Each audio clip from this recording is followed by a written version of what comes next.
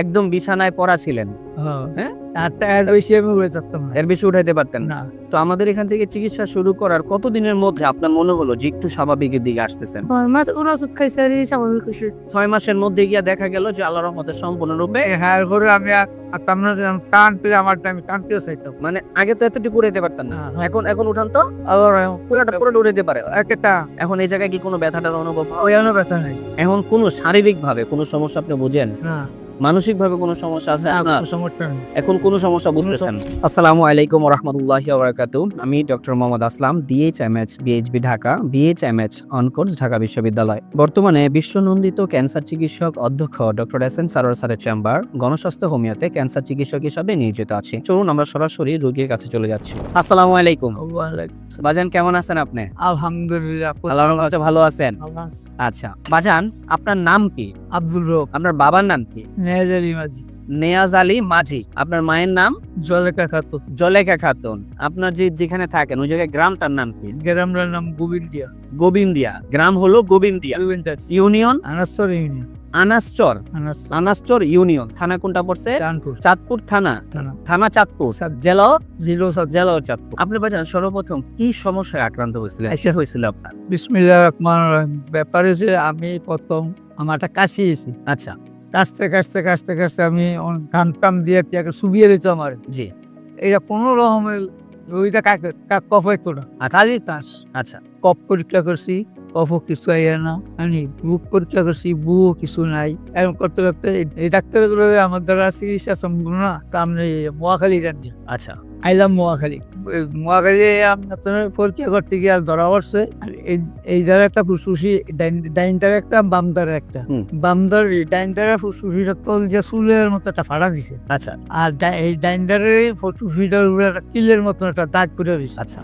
পরে উনি কি বললো আপনাকে? অনেকগুলো আপনি এটা ক্যান্সার। আচ্ছা আচ্ছা ক্যান্সার আপনি এখন কাজ করুন, সাইডটা শুইলন, সাইডটা শুইলে আমরা কমে দিবি। মানে কেমন হওয়ার কথা বলতো আর কি? আমি জিঙ্গাই সুইর দাম কত? ক্যাশার দাম 20,000 দিয়ে। এক একটা 20,000 টাকা করে, মানে এক একটা কেমন 20,000 টাকা করে বলবে? আচ্ছা আমরা তো বললাম তো ঠিক আছে, কয় সাইডটা সারবো, সাইডটা না সারলে আর 3টা লওয়া লাগবে। আচ্ছা আচ্ছা। আমি একটু আস্তে আস্তে বাড়ে, হুম। কমে না তো। হুম। তো ঠিক আছে, আমি বাসায় যাই, গিয়ে আমার সিপুত আছে, আমি ব্যাকটেরিয়া ভরবো। আচ্ছা আচ্ছা। হ্যাঁ জি।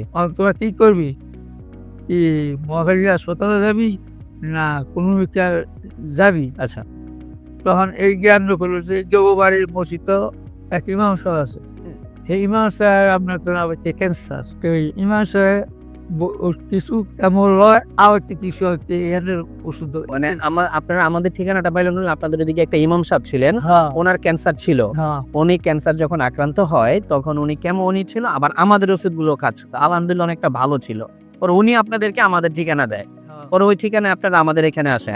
আমাদের এখানে আসছেন আসতে কত মাস আগে? 7 মাস আগে, এই 8 মাস। এটা হলো 8ম মাস চলতেছে। হ্যাঁ। আমাদের এখানে আসছেন আজকে 8ম মাস অলরেডি চলতেছে। তো আমাদের এখান থেকে চিকিৎসা শুরু করার প্রথম অবস্থা ওনার কেমন অবস্থা ছিল আপনার? আমার অবস্থা আপনার তো খুব খারাপ ছিল। সে ছিল আস্তে আস্তে একটা প্রচুর ব্যথা ছিল। এই 8টা আমি এর বেশি উড়ে থাকতাম। একদম বিছানায় পড়া ছিলেন? হ্যাঁ, হ্যাঁ?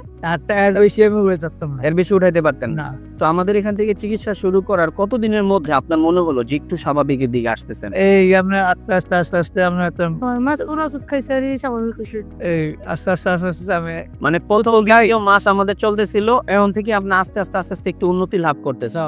6 মাসের মধ্যে গিয়া দেখা গেল যে আল্লাহর রহমতে সম্পূর্ণরূপে। হ্যাঁ, এরপরে আমি থাকতাম না, যে আমি টানতে আমার টাইম টানতেও চাইতাম। মানে আগে তো এতটুকু উঠাইতে পারতেন না। হ্যাঁ। এখন উঠান তো আবার পুরোটা উঠাইতে পারে। একটা এখন এই জায়গায় কি কোনো ব্যথাটা অনুভব হয়? ওইখানে ব্যথা নাই। এখন কোনো শারীরিক ভাবে কোনো সমস্যা আপনি বুঝেন? না, মানসিক ভাবে কোনো সমস্যা আছে আপনার? কোনো সমস্যা নেই। এখন কোনো সমস্যা বুঝতেছেন? আমরা প্রায় রোগীদেরকে বলি আপনারা আমাদের এখান থেকে টোটাল 4 মাস ওষুধ খাবেন, আল্লাহ চাহে তো 4 মাসের মধ্যে অনেকে মাফ করে। আমি এখানে চিকিৎসারত অবস্থাতে আমি দেখেছি যে 2 মাসে অনেক রোগী ভালো হয়। আমি 28 দিনে ব্লাড ক্যান্সার ভালো হতে দেখেছি। আবার অনেক রোগীর ক্ষেত্রে 5 মাস, 6 মাস, 8 মাসও লাগে। যেমন এই রোগীর ক্ষেত্রে অলরেডি 7 মাস লাগছে।